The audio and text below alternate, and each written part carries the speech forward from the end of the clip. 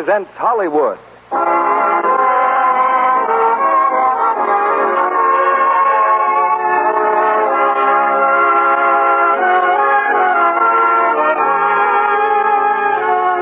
Lux Radio Theater brings you Judy Garland and Walter Pidgeon in A Star is Born. Ladies and gentlemen, your producer, Mr. Cecil B. DeMille.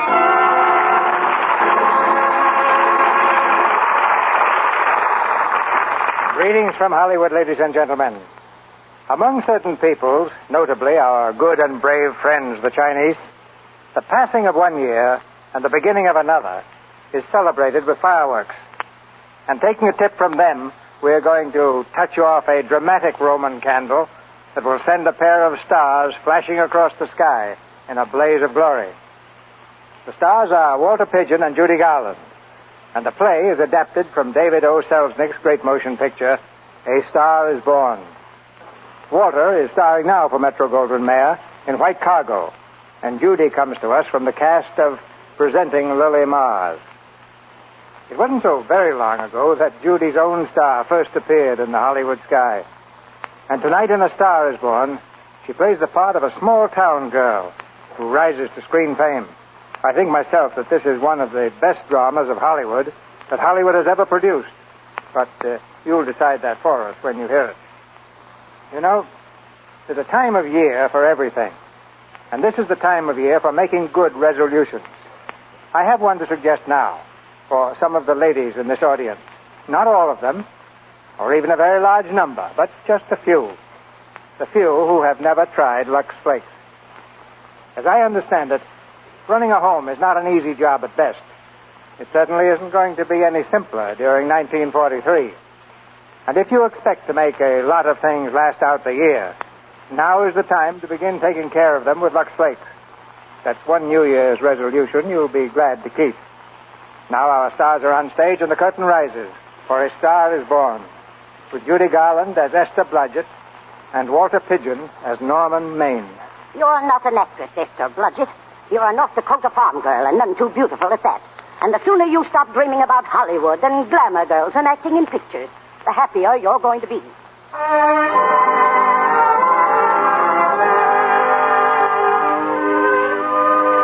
late at night. In the bedroom of a North Dakota farmhouse, Esther Blodgett is still awake. She lies across the bed, sobbing softly into the pillow. Hearing again in her mind the words of her aunt. The door is opened quietly, and an old woman in a flannel wrapper comes softly into the moonlit room. Esther? Yes. Who is it? It's me, Granny. I thought you'd still be awake. Yes, Granny. Stop crying. That won't do any good.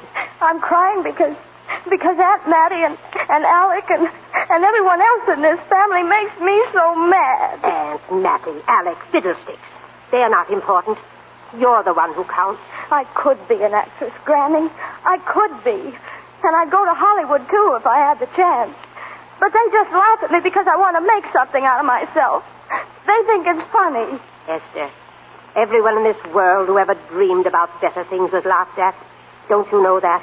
I suppose so, but there's a difference between dreaming and doing. You modern girls give me a pain. Why, when I wanted something better, I came across these plains in a prairie schooner with your grandfather. We burned in summer and froze in winter. We used our guns when we needed food, then fought the Indians to keep it. But we kept on going, and we didn't complain, because we were doing what we wanted to do.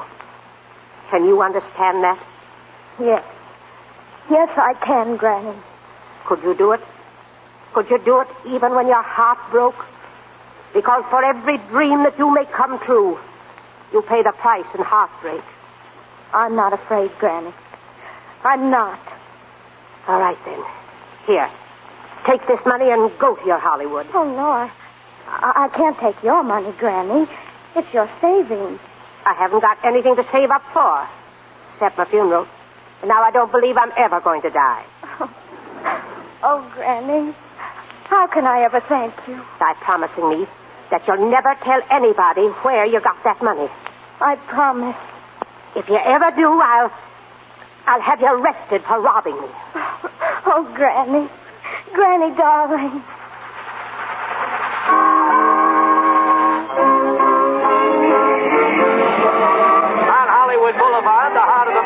metropolis. On your right, Grauman's Chinese Theater. Notice the paved blocks containing the hands and footprints of your famous star. We'll make a short stop here so you can inspect them at your...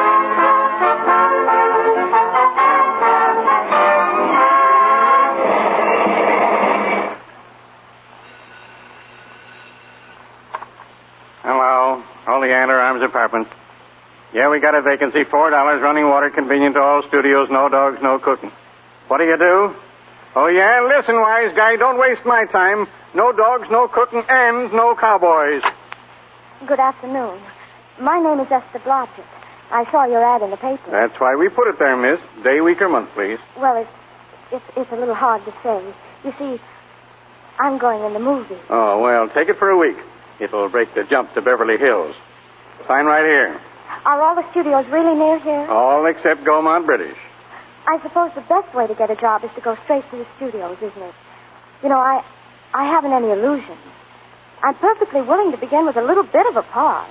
Or even as an extra. $4, please, in advance.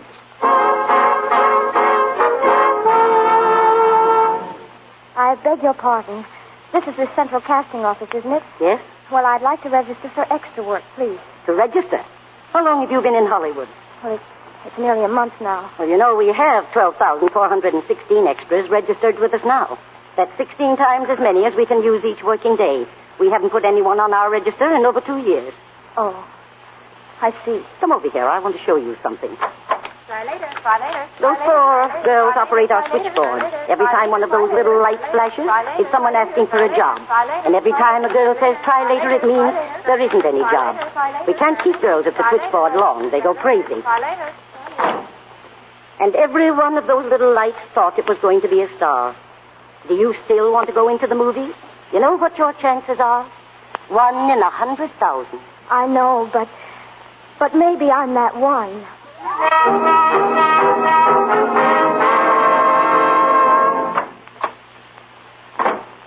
Afternoon, Miss Blodgett. Hello. Any phone calls for me today, Mr. Randall? Nope. I guess Sam Golden and Cecil DeMille are writing you letters instead.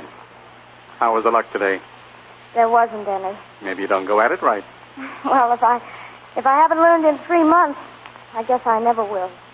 But I'm not giving up. Esther. Hey, Esther. Hello, Danny. Hello, McGuire. How's the big assistant director, and how's about some rent? Never mind that now. Listen, Esther, I got to speak to you right away. Come in the parlor. I'd still like a small payment on that rent. Danny, what's the matter? Look, remember when you first came here, I said I'd keep my eye out for a job for you? Well, believe it or not, I got one. Danny. Oh, that's wonderful. When do I go to the studio? Well, you don't exactly go to a studio. Oh, it's on location. Well, no, it isn't really a movie job at all. It's to be a waitress. Oh. Well, it is a kind of a movie job in a way, if you look at it right.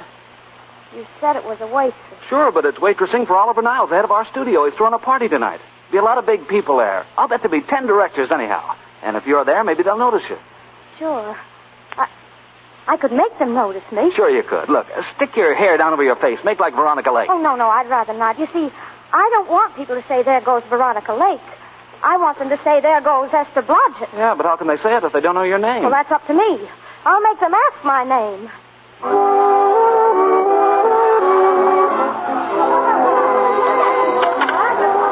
Mr. Niles' residence. Good evening. Hello. Let me speak to Oliver Niles, and quick. Yes, sir? Oh, Mr. Niles, it's for you, sir. Thank you, Smith. I'll take it inside. Hello? Oliver Niles speaking. Hello, Mr. Niles. This is your publicity department. Yes, Libby, what is it? Your publicity department begs to advise that your star, Mr. Norman Maine, has once again been thrown in the Los Angeles jug. What? That's right. Mr. Norman Maine, America's Prince Charming, was apprehended driving down Wilshire Boulevard with his siren wide open. He explained to the local police that he was a tree surgeon on a maternity case. Where is he now? I bailed him out an hour ago. He ought to be up to your place any minute. Will this be in the papers, Libby? No, it won't be in the papers. But that's a nice, expensive hobby of yours, keeping Mr. Maine's informal entertainments out of the public press. Look, Libby, you better find him and bring him here. Hi, Oliver.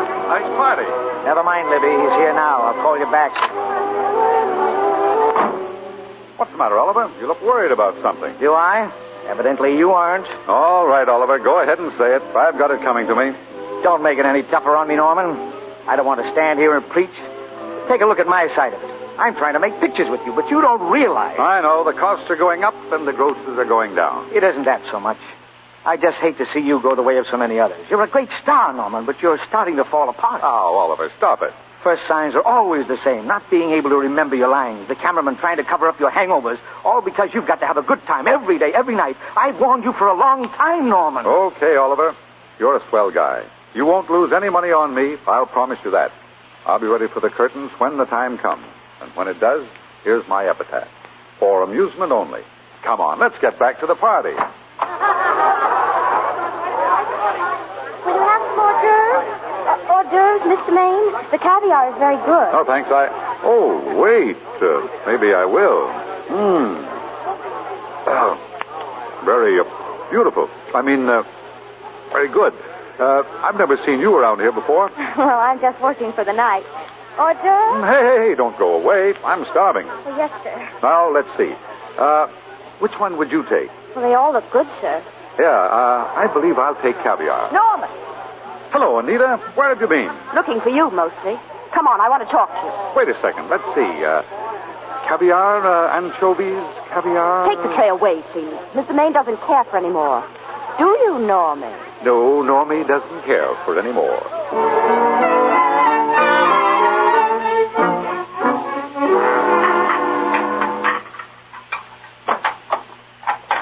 Greetings. Oh, hello. Hello. Mind if I help? In the kitchen? Won't they miss you? Oh, no, they'll just look under the table, and when they see I'm not there, they'll forget the whole matter. What's your name? It's Esther Blodgett. My name's Maine. I know. Oh, what's so funny? Well, I was thinking about all your fans. How surprised they'd be if they could see you now, helping me put plates away. They don't know my finer side. They'd be pretty envious of me, meeting you in person this way. Tell me, are you disappointed? Yes, a little. Well, what do you know? Oh, now you've done it. You've broken one of the good plates. Don't worry about it. Makes the room look lived in. Tell me, why are you disappointed in me? Well, I was sitting right behind you in the Hollywood Bowl that night you didn't want to be photographed, and you smashed the photographer's camera. Yes. Yes, I'm told I crept into many a heart that night. Oh, Mr. Maine, I'll never be able to explain this. 2 of them. You know something? You've got very pretty hair. You better get out of here. And a lovely mouth and a charming little smile. Oh, here you are. Anita, darling, come in. Come in. What are you doing in here, Norman? Who, me? Oh, I just wanted to be helpful. See? I see. Are you sure there was no other attraction? Well, it might be that old mania for putting plates away is coming back on me. Oh, Mr. Maine. Slippriest plates I ever saw. You know, it's rather odd that I always know where I can find you, if there's a pretty girl around. It's not only odd, it's embarrassing. And we aren't married, darling. Not yet, anyway. You're being deliberately insulting, Norman. I've put up with you as long as I'm going to. Now, dear, don't lose your temper. Remember, we must try to keep the voice low. I know you'll excuse us if we go on with our work. Oh, please. Let me help. No, don't hit Here, him. put that plate down, Anita. Oh. Mr. Maine, Mr. Maine, get up, please. Oh, he's unconscious. Unconscious. Now, see what you've done. Oliver, I didn't do anything. I didn't. Hey. Oh, I thought you were unconscious. Come on, help me up. Are you hurt? Well, no more than usual. Listen, the wolves are on us. Come on, we've got to get out of here. Oh, I can't. The dishes aren't finished. Oh, yes, they are. Watch. Oh! Come on.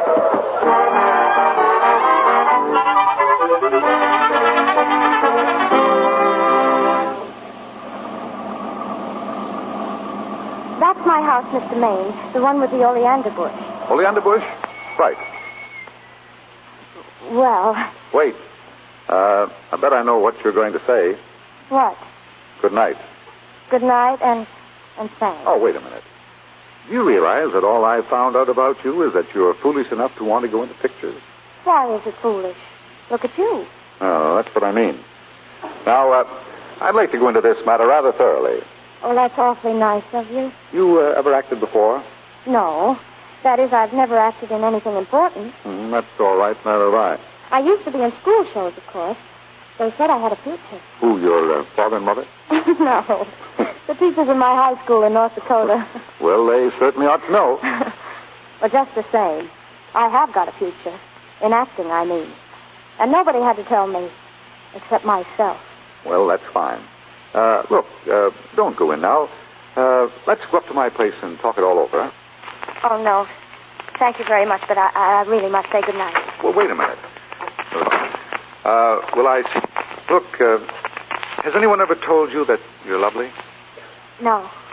Well, you are. Thank you. And one more thing. This is hard to say, but I want to say it anyway. On the screen, I'm well, you know. In private life, I'm well, you know. But whatever I do, I still respect lovely things. And you're lovely. Do you understand? I understand. And it's not that bump on my head that's doing this, neither. I'm glad. Good night. Good night. Hey, wait. Yes, what is it? Do you mind if I take just one more look? Good night. Good night.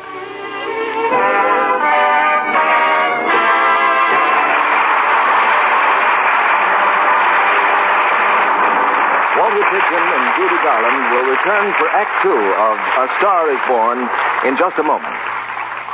When you join hands on New Year's Eve and bow out the old year to the tune of Auld Lang Syne, will some such thought as this run through your mind? Oh, dear.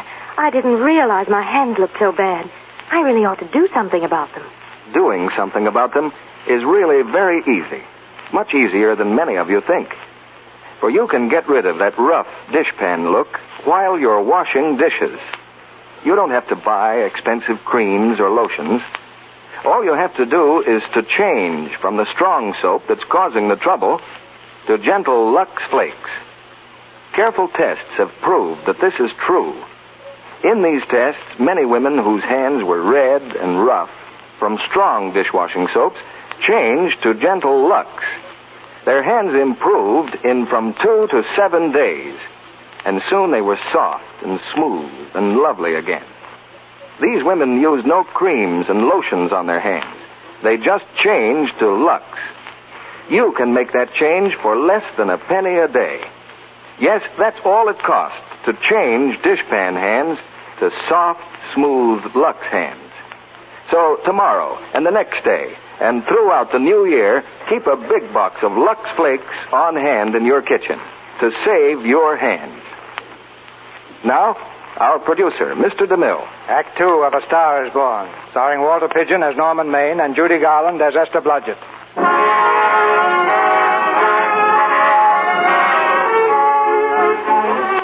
When Norman Maine left Esther on her doorstep, he went straight home. This was very unusual, but he did not go to bed. That would have been too unusual. It's 4 o'clock in the morning, and he's on the telephone to Oliver Niles. Hello? Hello? This Oliver Niles? Yes, this is Oliver Niles. Hello, Oliver. Hello. Oliver, you asleep? Not now, I'm not. Who is it? Good. This is Norman Maine. What? Who? Norman Maine. Norman, what have you done now? Are you in jail again? No, Oliver. No, Oliver, listen. Oliver, I met a girl. Oh, is that all? Fine. Oliver, this girl, she's beautiful. Yeah, she's beautiful. Yes, I know. You want me to give her a screen test, eh? Oliver, this girl has got something. I know it. You know it. You knew all the others had something, too, now. No. I tell you, Oliver, she's got that sincerity and honestness. That sincerity and honestness. Makes a great actress. Well. I'll do the test with her myself tomorrow morning. How's that? Yeah. Oliver. What? Tomorrow morning, screen test. Yes. Anything at all. That's fine, Oliver. I know you'd appreciate this little tip. I got another one the 6th tomorrow. Good night.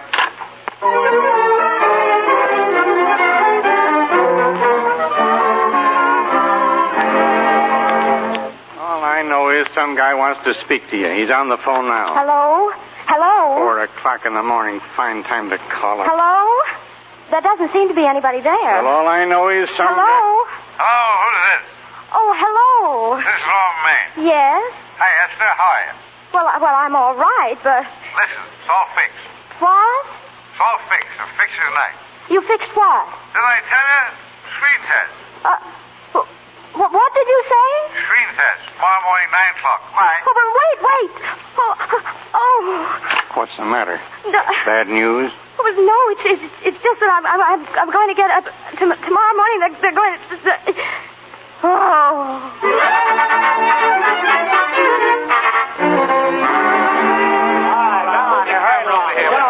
All right. This is only a test, fellas. Get going. All set here. Now then, let's take it. Ready, Norman? Anytime. Where's the girl? I'm right here, Mr. All right, let's go. Right over there, Miss. What's your name? My name is. Right there. That's the girl. That's it. Okay, Rudy, let's go. You'll know your name soon enough. The whole world's going to know it. Well, I don't know. I'm so scared. Maybe I better not try it today. What do you think? Don't you think if I could wait until tomorrow, maybe... Come on. It's only a test. Only? Well, they all had to go through this. Hattie Lamar, Barbara Stanwyck, Myrna Loy, and now Esther Blodgett. All right, I'm ready. That's it. Quiet. Rolling. Give that long speech plenty of punch. Here. I'll try to. Test. Esther Blodgett. 42816. All right, Norman. You said you were going to stay. Have you changed your mind? Yes, I have. You're afraid, aren't you? That's what it amounts to. I suppose you could call it fear. But it's more than that, too. I'm ashamed for so many things. For ever coming here at all. For ever having loved you. But I'll never be free of you. I know that now.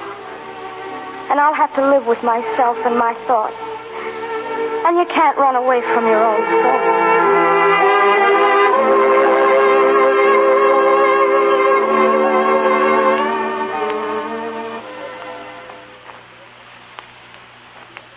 Sign right there, Miss Blodgett. Here, Mr. Niles? That's it. Thank you. Oh, thank you, Mr. Niles. I'm so glad you like the screen test. I may as well tell you that my whole organization thinks I've gone a little nuts to sign you, even at this figure. Maybe they're right. I hope they aren't. We won't know either way for a while, will we? You look like a nice girl. I think I'm going to like you. But that's not important. I think the public will like you. That is important. I know it is. We're going to change your name, of course. Esther Blodgett is, well, it's Esther Blodgett. You understand? Mm-hmm. From now on, your name is Lester. Vicky Lester. Vicky Lester. Vicky Lester. Oh, it's beautiful. We'll change your hair a little, too. You'll have to learn to walk all over again. Will I? And for heaven's sake, learn to close your mouth and keep it closed even in your love scenes. Yes, sir.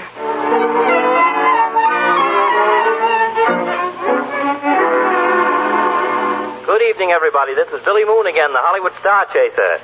These tired old eyes have again been glancing over the latest pipe dreams of the studio publicity departments, and I find ravishing items concerning a newcomer discovered by Oliver Niles. A new starlet, a Cinderella of the Rockies named Vicky Lester. This charmer, according to the publicity department, couldn't be more divine. But this reporter will lay 4-1 that she'll never be heard from again.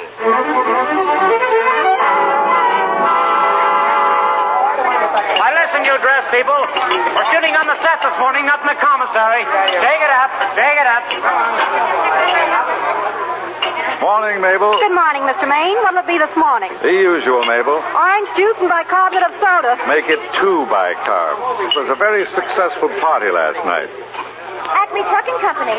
No, Mr. Smith is not in. Hello, Acme Trucking Company. Mr. Smith is not in. What goes on over there? Vicky Lester. She's rehearsing again. Bring that stuff over to her table, will you? Acme Trucking Company. Mr. Smith is not in. Acme. No, Smith ain't in. Acme Trucking Company. I'd like to speak to Mr. Smith. Oh, Mr. Smith isn't in. Oh, Norman. What's this between you and Smith, anyway?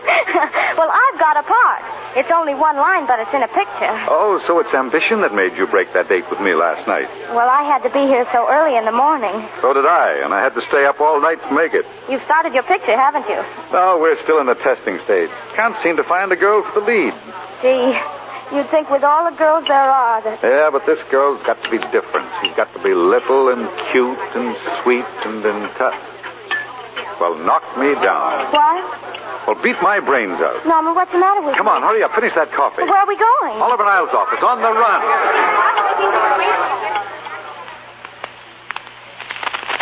Oliver, it's the only thing to do. You've gone through the whole casting directory, haven't you? But look, I'll Norman. work day and night, Mr. Niles. I'll give it everything I've got. And I'll work with her, Oliver. I can be mean or nasty or anything you want, Mr. Niles. If she clicks, Oliver, you've got a star overnight. Well, what do you say? Okay, she's in. Esther. Oh. Esther! Esther! Wake up! Esther! And little Vicki Lester has made good. Vicki Lester is a new star, just as I predicted on this program some time ago. Just how good she is was known early this evening after the preview of her first picture, in which she plays a featured role opposite Norman Maine. Norman may be starred, but he's decidedly not the main attraction. You're great, Vicki. Vicki, your show was swell. And I'm so happy for you. Thank you very much. Thank you. Would you like to sit down, Esther? I can't dance with you taking all these bows. Oh, Norman, it's all so wonderful. I'll never forget this night. Let's go outside for a minute. It'll be cooler out there. All right. Lovely, darling. Lovely. Thank you. Oh, it is wonderful to hear all those.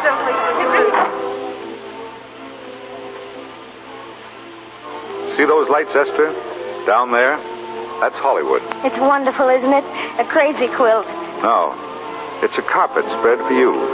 It's yours from now on, you know. It's come, Esther. A star has been born. You'll have everything in the world you want. And I hope to make you happy. Hasn't it you? There's one thing I never had. Lots of times I've told myself I'd found it. But I always knew I was kidding. Still, I never stopped looking for it. Maybe it'll come. I think it has come, Esther.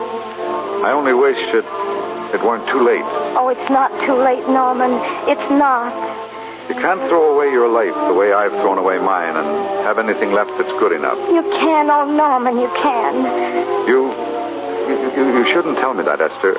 I'm afraid I'll begin to believe it. I want to tell you, Norman, and I want you to believe it because I love you too, Norman.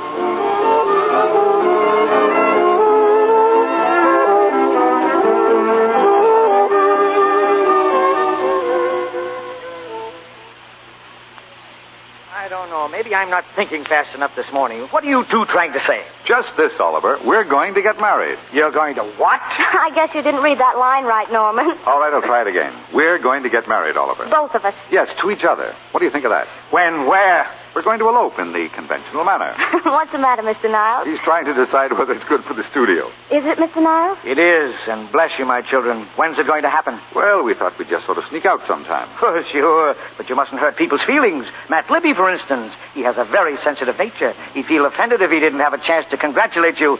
Miss Horton send Libby in here. I've been trying to keep him out. Hello, Niles. Listen to this. The screen's ideal romance blossomed into breathtaking reality today when Vicki Lester and Norman Maine, America's dream lovers, slipped through the portals of holy matrimony. How does that sound? Horrible? Oh, you see, Mr. Libby, we're going to elope quietly. Sure you are, sure. It'll be the biggest elopement this town ever saw. We'll get a tie-up with the Army and have an escort of 20 bombing planes all the way to Yuma. Make personal appearances in Denver, Salt Lake, Seattle, Vancouver. Let's make this thing international. Norman, is he going with us? I doubt it. Look, Niles, don't you think we can work this thing out better alone? No use bothering the happy couple with all these details. I'm sorry. We didn't realize we were in the way. While you're settling the details, you don't mind if I go out and buy this lady a ring, do you? Sure, go ahead. We want everything legal. Come on, honey. See you later, Oliver. Yeah, now there's a charming match for you. Nice girl like Vicki and public nuisance number one. Norman's all right, Libby. If you pardon my pointing, Vicky's business is her own. Doesn't require any comments. I didn't comment. I just said it's a dirty shame. Just go ahead and plan the elopement. That's all that's required. Hey, what's the matter? You sore or something about this elopement? No, I'm not sore. Go on, Libby. Beat it. I'm busy. Here's the Hollywood question mark for this week, folks. What famous star, since his marriage to another famous star, has turned over a brand new leaf and is now taking a non-alcoholic honeymoon? But why do his friends think his bride came about 6 pictures too late as far as the public is concerned? Because the star's last 6 pictures have been what is politely known as turkeys, box office flopolas.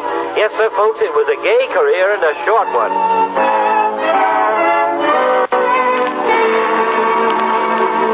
Norman, I just can't believe it yet. Would you mind telling me again very slowly? That is your new house. This is your new grass. Those are your new trees. And here's your new husband. Well, do you like the place? Oh, it's the most wonderful surprise anybody ever had. I kept thinking we were going to live at the beach house, and then this... Oh, we keep the house at the beach, but this is special. This is our castle, where we'll never use ugly words like contracts and pictures and careers. When we come in these gates, we'll check the studio outside. Oh, Norman. Hey, hold that boat. Oh, for the love of... That's it. Did you get that shot, Otto? Got it. Good. Caption, their honeymoon never ends. How are you, folks? Well, Libby, this is a surprise and a very unpleasant one. I just dropped over to welcome you home. How are you, Mrs. Maine? Fine, thanks. Hello, Otto. Hello, Miss Esther. Well, my friends, it's a nice little place you have here. Very tasty. Libby, if you didn't like it, we'd sell it. All right, now let's get some more pictures. Now, if the bride will just sit here and the groom stand behind her, we'll have something unique. Swell. All right, Otto. Caption, their honeymoon still continues. Hello there. Ah, the producer. Their honeymoon ceases abruptly. Hello, Oliver. Hello, Norman. Glad you're back. How are you, Esther? Hello, Oliver. I interrupting? Yes, but Libby beat you to it. Oh, we just want a couple more. Now, that's enough of both of them, Otto. What the papers are asking for is exclusives of Miss Lester alone. Oh, I see. Come on, Oliver. Let's you and I get exclusive. Sure. Stay for dinner, Oliver. Thanks, I will. All right now, Miss Lester. Let's have one with a smile. That's it. Well, Oliver, what's on your mind? How's the dividend situation? Very pleasant. I think we'll show $2 million on the next quarter. Ooh, that was a smart move of mine to sell my stock then, wasn't it? Well, anyway, you can thank me for some of those dividends of yours. Hmm? Can't you? Oh, sure. Oh, that was a little too quick, Oliver. Enchanted Hour was a smash hit, wasn't it? Made Esther a star overnight. Yeah, and it should have. What about me? Let's wait and talk business at the office, Norman. Come on, let's have it. Didn't they like me? Well, maybe the part wasn't right. It was the best part of the year. Look, Oliver, do you think I'm slipping? Come on, give it to me. Then you take it? Go ahead. The tense is wrong, Norman. You're not slipping. You've already slipped.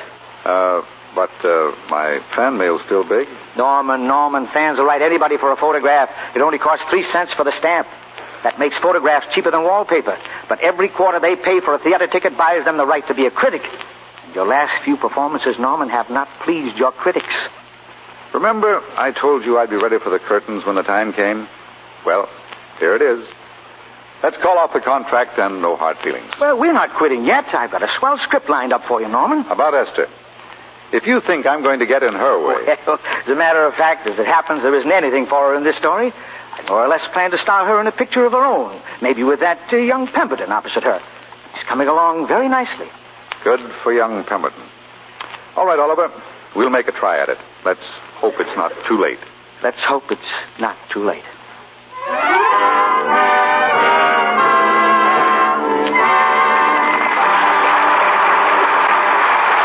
Now for station identification. This is the Columbia Broadcasting System.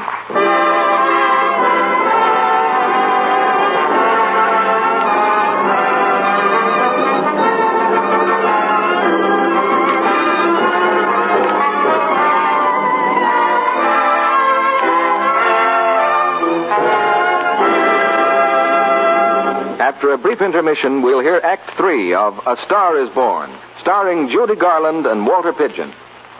Now, when you try out a new thing, naturally, you want to find out everything you can about it. Here are some of the things women have been asking about the new rayon stockings. Perhaps our answers will help to settle some questions in your mind. Aren't rayon stockings pretty much all alike? No more than all silk stockings were alike. For one thing, high-twist rayons usually have more elasticity, so they fit and wear better. How do rayons really wear? Well, that depends partly on the weight you buy. The heavier weights will naturally wear longer, as they do in silk. And wear also depends on the care you give rayons. If you rub them with cake soap or use strong wash-day soaps, you'll probably be disappointed. For those things weaken elasticity, and your stockings break easily into runs. So give rayon the same gentle care you give silk and nylon. Nightly luxing. Rich, lukewarm Lux suds save elasticity. Cut down expensive runs. Do rayons take longer to dry? Yes, and thorough drying is important. Rayon is temporarily weak when it's wet. Regains its strength only when it's dry all the way through. Your rayon stockings may feel dry before they really are. So it's safer to allow them from 24 to 48 hours drying time. To sum up, Lux Care means longer wear for rayons just as it does for silk and nylon. So stick to gentle Lux. Over 90% of the makers of stockings, makers of rayon, nylon, silk, cotton, and wool, advise Lux Flakes. Now, Mr. DeMille returns to the microphone. You might like to know what New Year's resolutions our stars have made. I'll ask them about it right after the play. But now here's Act 3 of A Star is Born, with Judy Garland and Walter Pidgeon.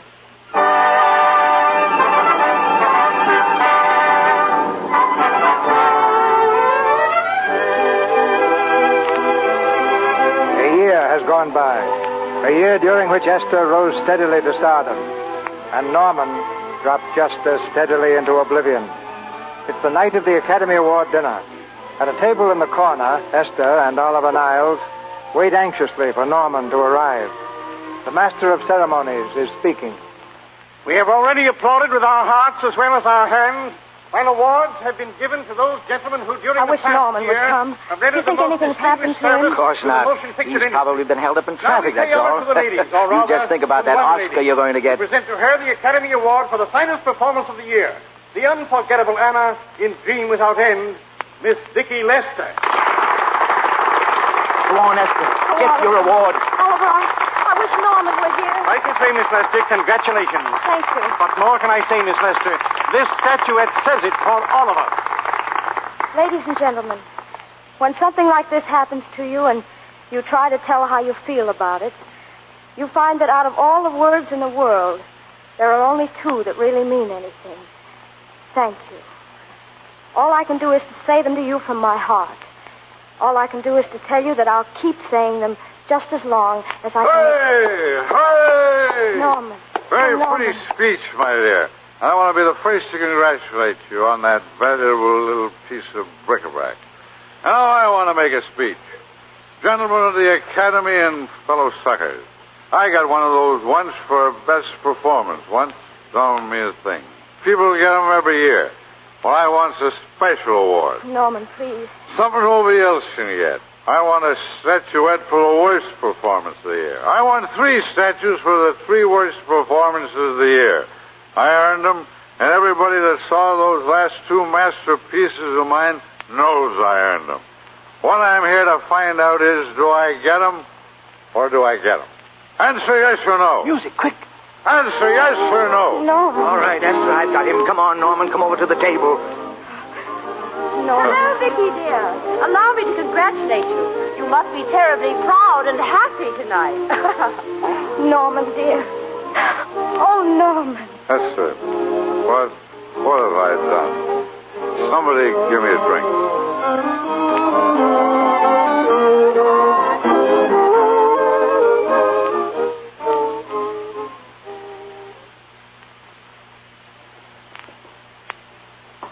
Who is it? Oliver Niles calling. Oh, Oliver, come in.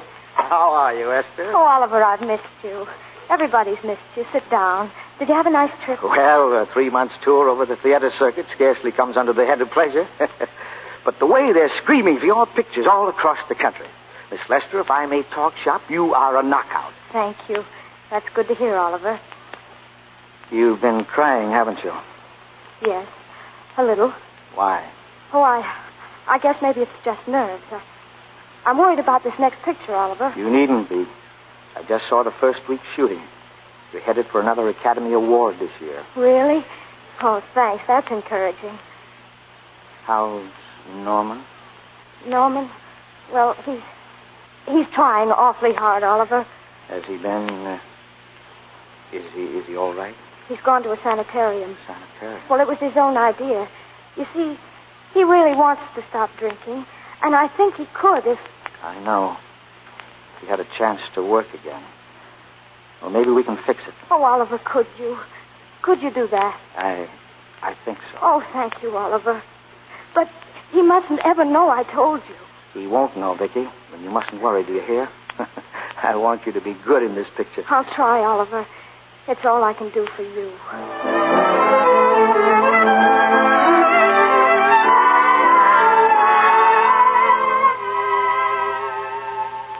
And one more for the books, folks. What star recently released from a sanitarium where he underwent a rest cure is now hanging around the Santa Anita racetrack while he gets into shape for a comeback? Your guess is as good as mine, and mine's no guess.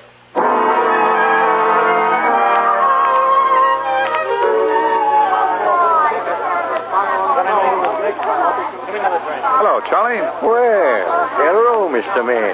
Haven't seen you in a long time. No, I've been resting. Ginger ale, please. Ginger ale and what? Ginger ale and ginger ale. Oh, new leaf, huh? A whole new book, Charlie. Pick it up, Charlie. Scotch and soda. Well, a stranger in our midst. Hello, Libby. Mr. America of yesteryear.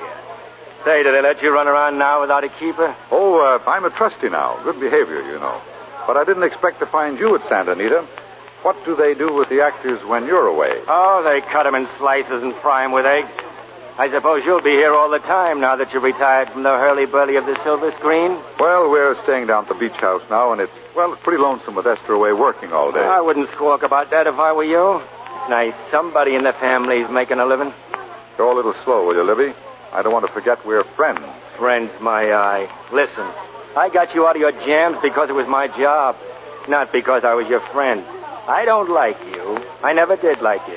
Nothing made me happier than to see all those cute little pranks of yours catch up with you and land you on your celebrated puss. Pretty work, Libby. Always wait till they're down, then kick 'em. Why, you're not down, actor. You fixed yourself nice and comfortable. You can live off your wife now. She'll buy the drinks and put up with you even if nobody else will. Why, you... Take a swing at me, will you? Get up, you four-star ham, and I'll knock you down for keeps. Oh, throw him out. Get up there. Get up and get out of here. Don't bother to throw him out, Mike. He's just a harmless drunk. Well, okay, Mr. Libby, if you say so. Sure, let him go. What can he do? He can't fight any better than he can act. Hey, they're going to the pool.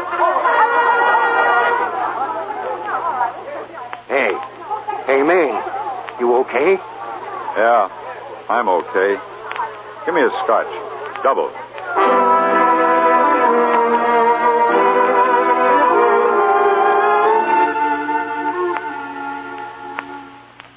Vicky, please sit down. You're going to be sick carrying on like this. Why don't you try to get some sleep? He's been gone for 4 days.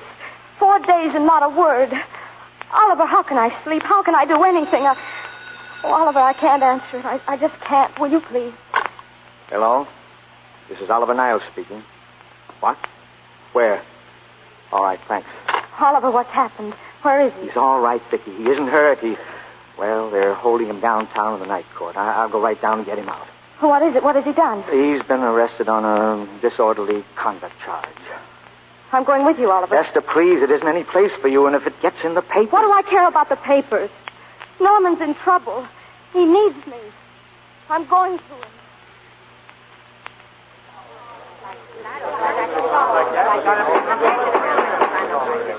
Next case, Alfred Hendrickson, known as Norman Maine.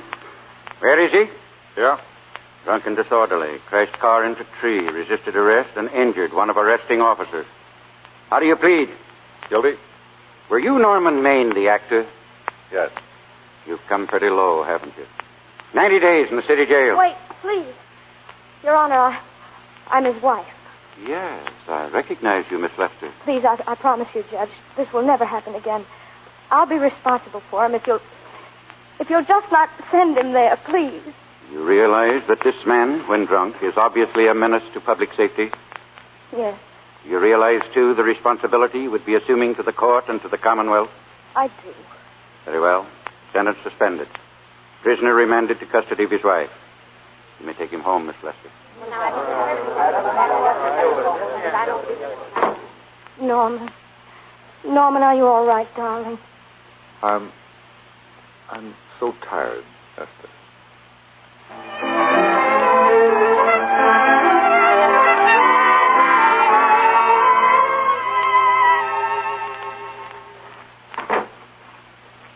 How is he, Esther? Talk low. He's still asleep in there. That's the best thing for him. Oh, it's awful to see this happen to someone you love. And you know in your heart that it can't get any better. Do you still love him, Esther, or do you feel sorry for him? It's so hard to tell where one leaves off and the other begins. I only know that all I can do now is stay with him and try to help him. So will I. Between us, we'll take care of him, won't we? You're very fond of him, aren't you, Oliver? I'm very fond of both of you. I know. That's why I know you'll understand what I have to tell you. And I think that after what happened last night, you might know what it is. I can't do any more pictures, Oliver. I'm going away. For good. With Norman. Can't do that. You're at the peak of your success. You've worked too hard to get there. Yes, I've worked hard, Oliver. And what difference would it have made if you and Norman hadn't worked harder to get me there? No one can help people to careers. You made your own career. It's your whole life, Esther. Yes. That's what's been wrong. Oh, I've thought it all out. Maybe if I hadn't been away from him so much, things might have been different. What happened last night might never have happened at all. But it's too late to think of that now. But maybe it's not too late to go away with him and start over again somewhere. It's your life you're giving up. Yes. So I can try to give Norman back his. Can you honestly tell me I'm wrong? No, I can't honestly tell you that. There won't be any more Vicki Lester, Oliver. Goodbye, Vicki Lester. You were a swell girl. And good luck, Mrs. Norman Maine. Goodbye, Oliver. Thank you for everything.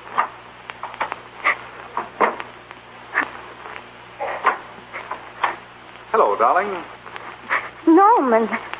This is your husband coming in to apologize again, dear.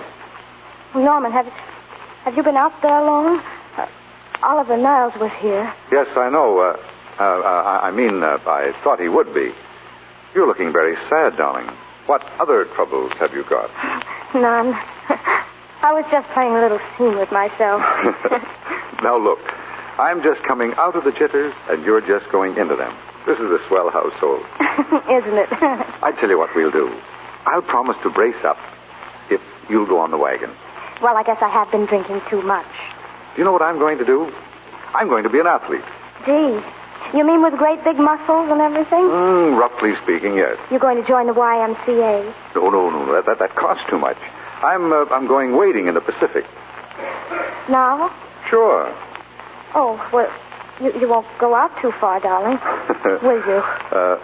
A little water once in a while wouldn't hurt me anyway. Crazy. Well, if you don't mind, I'll be running along. Could you have a hot toddy? Some hot soup for me when I come back? Some hot soup. And I'll make the sandwiches. Oh, Norman, do you have to? Give me a kiss, darling. All right. Don't be long. I won't. Oh, darling. Yes? Do you mind if I take just one more look? Norman. So long, sweet.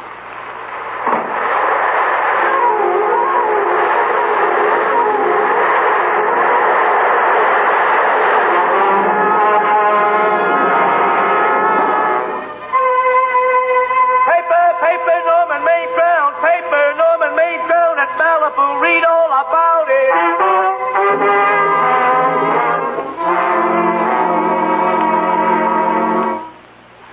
Will that be all, Miss Lester? Have you packed everything? Yes, ma'am.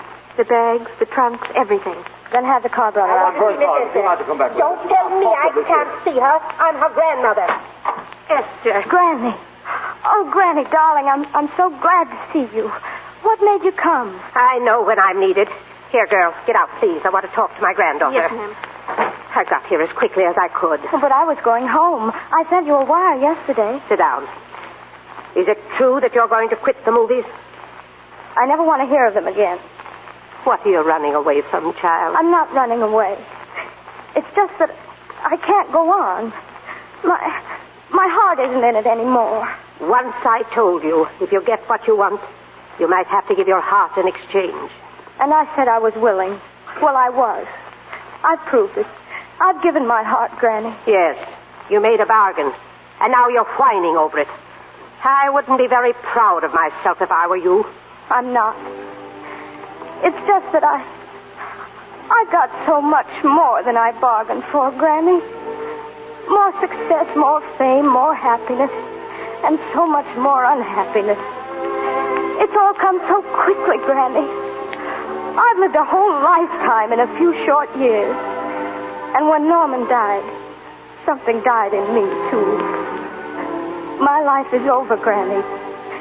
There's no reason for it now. And I can't go on any longer. I just can't. You've got to. Tragedy is the test of courage, Esther. I never knew Norman Maine.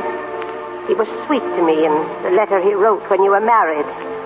He said that you told him how much I meant to you. But I know how much you must have meant to him. And I can't believe that wherever he is, Esther, he is very proud, knowing that all that his love did for you was to make you a quitter. The car's ready, Miss Lester. You'll have to go now to make the train. Put the car back in the garage. We're going to stay.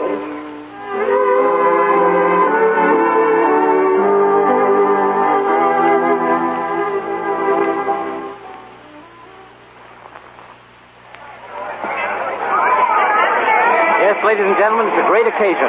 The entire picture industry has come to the Chinese Theater for this opening tonight to pay tribute to a great star, a girl who's won the heart of the world, Miss Vicki Lester. And now, if I'm not mistaken, Miss Lester's car has just driven up. Yes, there she is.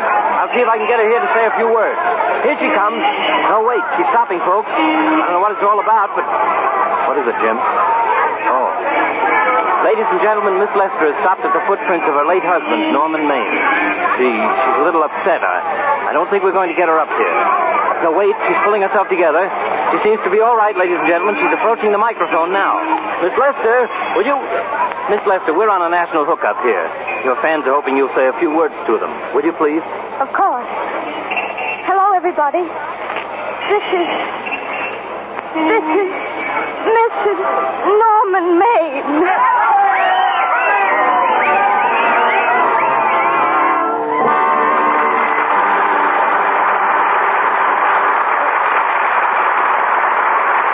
Before our stars return for their curtain call, here's an interesting thing I read about Hollywood the other day.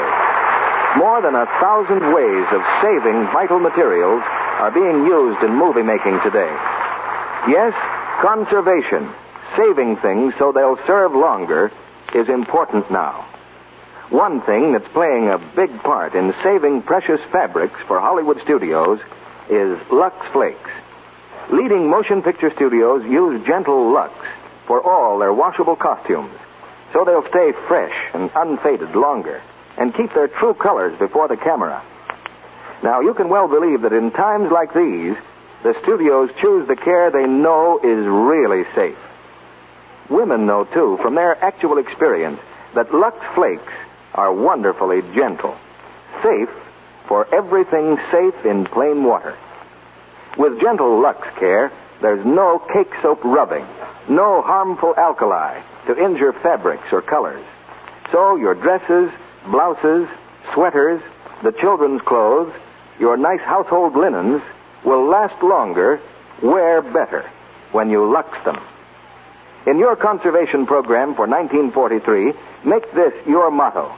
Don't trust to luck, trust to Lux. Now, here's Mr. DeMille and our stars. If ever a performance deserved a curtain call, it's A Star is Born. And here are the two stars responsible, Judy Garland and Walter Pidgeon.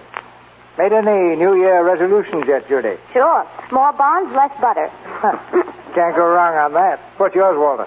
Well, for one thing, I'm cutting down on conversation. And I'm going to try to get other people to do the same thing. Of course, that may get me into trouble. I suppose you mean conversation about the war, Walter. Yes, it's all summed up in one slogan, Judy. Careless talk costs lives. Or if you like it even shorter, zip your lip. On little bits of military information. Yes, that's the way modern espionage works. It's like a gigantic news-gathering agency piecing together hundreds of seemingly unrelated facts. No more beautiful blonde spies? Well, I haven't seen one recently, Judy, even in pictures. Well, how do you figure not talking is going to get you in trouble, Walter? Well, from now on, Judy, when somebody says to me, my brother is sailing tonight, they just gave him a tropical sun helmet, I'm going to suggest that it's dangerous talk and might sink that brother's ship if heard by the wrong people. I may be sticking my neck out, but it's for a good cause. If everybody joins that crusade, Walter, the enemy agents will starve to death. Good luck with it. I have one question, CB. No military information involved. What's your play next week? Well, it's quite military, Walter, because next week our play is the Metro-Goldwyn-Mayer hit, The Bugle Sound. Ah. And our stars will be Wallace Beery and Marjorie Rambeau. The bugle sounds is a story of a rugged old cavalry sergeant whose regiment is being mechanized. But mechanizing Wallace Berry is a man-sized job for any army. So don't miss this drama of adventure in tanks and jeeps next Monday night. Well, with two swell players like Wally Berry and Marjorie Rambo, you're sure to have a great show, Mr. DeMille. Good night. Good night, CB. Good night. Star is Born was a blessed event for us. This coming week, we turn the page on a new year. 1943 holds nothing but promise. The promise of a clean page. The record that will be written there 1 year from today will be what we make it. We will have only ourselves to praise or blame. The man on the fighting front, the man and the girl in the machine gun factory, the farmer in his wheat field, all have a personal part in making the history of this year. And when the day of victory comes, as it must, they can all say, this day is mine. And a free radio, a free press, and a free screen will join free men and women everywhere in hailing not just a new year, but a new era and a bright new world.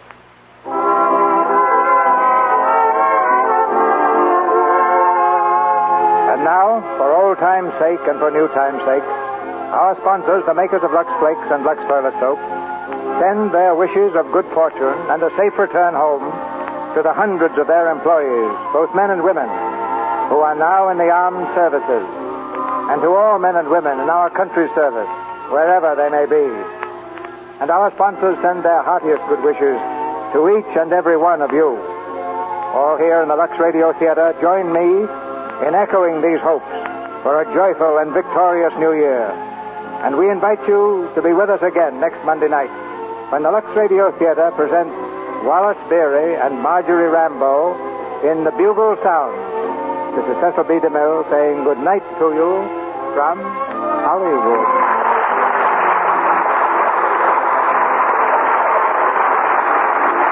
Heard in tonight's play were Leo Cleary as Oliver Niles, Charles Steele as Libby, Verna Felton as Granny, Arthur Q. Bryan as Moon, and Francis Robinson, Fred Mackay, Jane Morgan, Eddie Marr, Norman Field, Bruce Payne, Graham Denton, Arthur Gilmore, Griff Barnett, and Jane Bierce. Our music was directed by Louis Silvers. And this is your announcer, John M. Kennedy, reminding you to tune in next Monday night to hear Wallace Beery and Marjorie Rambo in The Bugle Sounds. Free. Yes, absolutely free. A sample of Vims, the new low-cost vitamin mineral tablets. Ladies,